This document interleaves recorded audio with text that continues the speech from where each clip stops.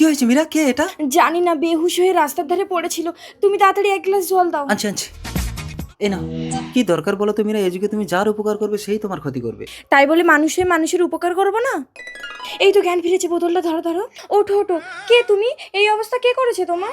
আমি কিছুই মনে করতে পারছি না। আচ্ছা ঠিক আছে, সুস্থ হয়ে গেছে, এবার ওকে ছেড়ে দাও। কি বলো? ও তো কিছুই মনে করতে পারছে না। ছেড়ে দিলে কোন দিকে চলে যাবে তার ঠিক আছে? এইভাবে কেটে গেল অনেক দিন। মীরা, দিদি বাপের বাড়ি গেছে।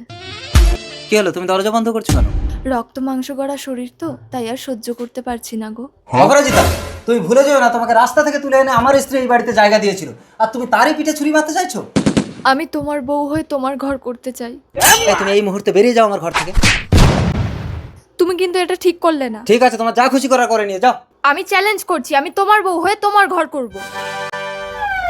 বৌদি, বৌদি, কি হয়েছে ভোলা ঠাকুরপো? দাদাকে পুলিশে ধরে নিয়ে গেছে। কে কেস করেছে? তোমাদের বাড়িতে যে মেয়েটা থাকতো। ও মা গো, এ কি হলো আমার? স্যার স্যার, আমার স্বামীকে ছেড়ে দিন।